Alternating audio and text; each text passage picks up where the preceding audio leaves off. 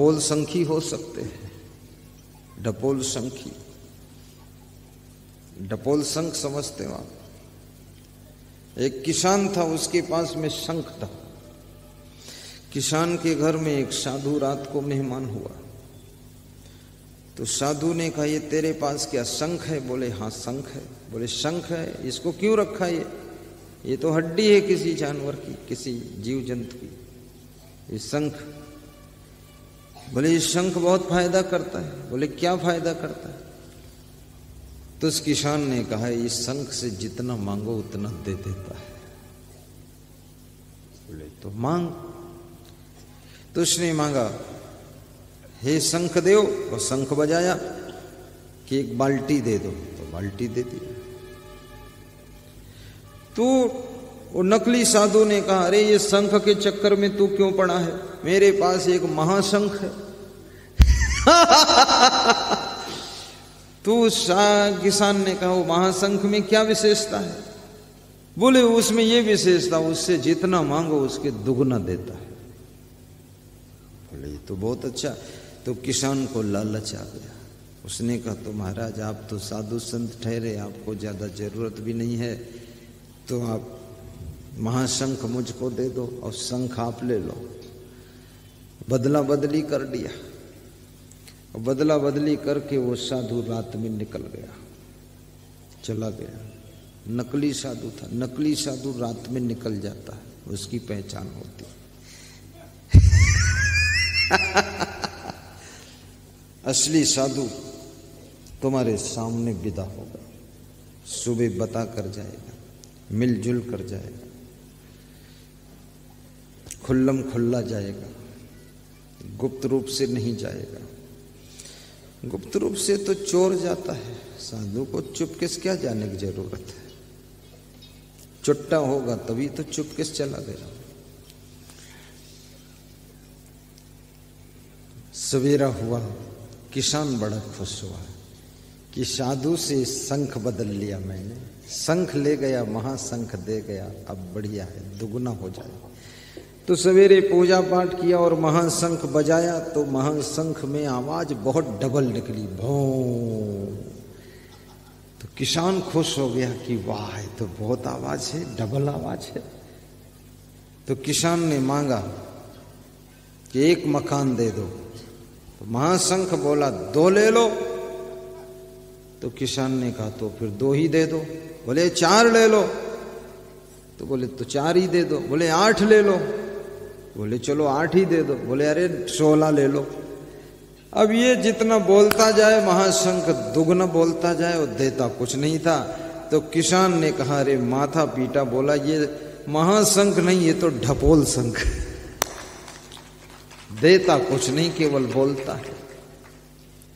जो केवल बोलता हो वो ढपोल शंख होता है। कितने मनुष्यों में भी ढपोल शंख है, बहुत बड़ा ढपोल शंख। बोलता खूब है, करता कुछ नहीं। ये कर दूंगा, वो कर दूंगा, ऐसा कर दूंगा, वैसा कर दूंगा, पर करेगा कुछ नहीं। एक इंटरमीडिएट का प्रिंसिपल मुझको मिला, बोला सुख की चाबी मिल गई। तो हमने कहा, तो चाबी लगाओगे कब? बोले अंत समय में लगाऊंगा। तो एक दिन मैं निकला, दिल्ली जा रहा था। मेरे आश्रम के पड़ोस भी 16 किलोमीटर पर है वो घर उसका। तो सड़क पे वो झाड़ू लगा रहा था, लंबा वाला झाड़ू। तो मेरी गाड़ी देखा तो झाड़ू लेकर खड़ा हो गया। तो मैंने कहा, क्या सुख की चाबी लगाने जा रहा है? बोला खड़े हो जाओ। छत्तीसगढ़ में कहते हैं ना, ठाड़ रहो। यूपी में बोल दे ठाड़ रहो तो मतलब मारपीट होने वाली, इसलिए कहते ठाड़ रहो, देखो आता हूं मैं। यहां कहते ठाड़ रहो तो बंदगी कर लो, प्रणाम कर लो। तो उसने कहा कि चाबी मिल चुकी है। तुमने कहा अच्छी बात, तो मुझे तो जाने दो दिल्ली। बोले नहीं नहीं, समझ लो पूरा। तो मैं समझ गया कि ये ढपोल शंख है। सुख की चाबी ऐसी नहीं है जो आपको मिल गई दूसरे को नहीं मिलेगी। ये अपने अपने सुख की चाबी अपनी अपनी चाबी होती है।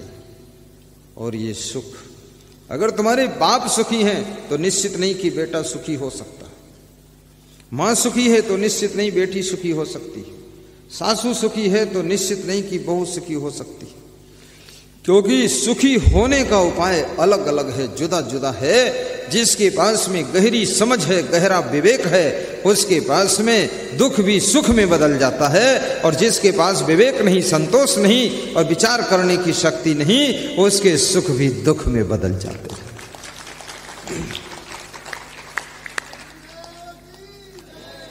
इसलिए एक ही घर में रहने वाले बहुत से लोग दुखी रहते हैं, बहुत से लोग सुखी रहते हैं। एक ही घटना है, समझ एक नहीं। किसान बहुत रोया धोया, पर वो नकली साधु शंख ले गया, ढपोल शंख दे गया।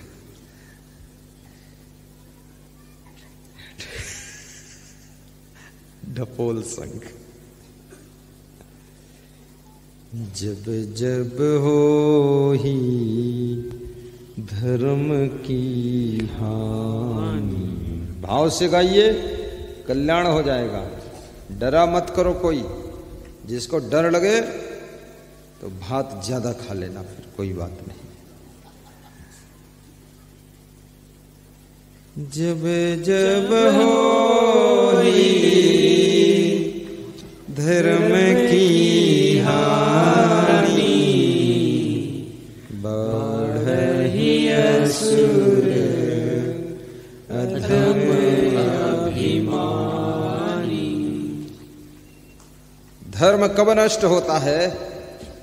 जब हमारे आप के अंदर आसुरी प्रवृत्तियां बढ़ना शुरू करती हैं। आसुरी प्रवृत्तियां क्या हैं? आसुरी प्रवृत्ति क्या है? आइए बता देता हूं। आसुरी प्रवृत्ति,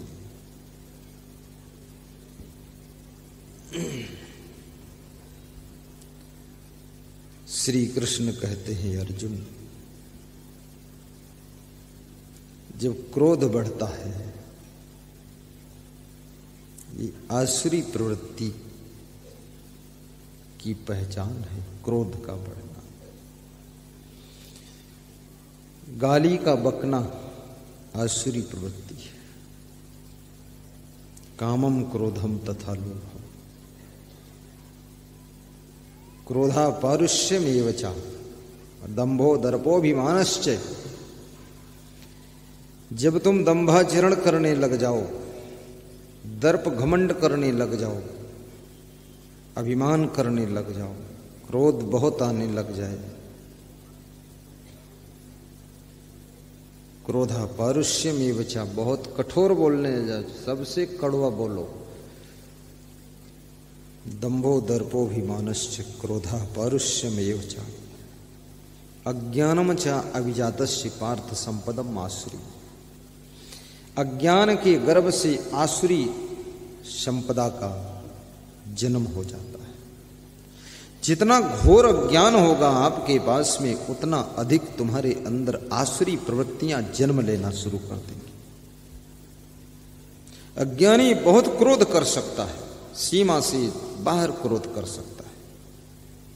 अज्ञानी जब क्रोध में आता है तो लिमिट तोड़ देता है, फिर तहस नहस हो जाए, नष्ट भ्रष्ट हो जाए, मिट जाए, खुद मिट जाए, तुम मिट जाओ, मर जाओ, कट जाओ, लेकिन उसका क्रोध रुकता नहीं। और ज्ञानी यदि कभी जोश में आता है तो कंट्रोल रखता, अपने को ब्रेक लगा देता है।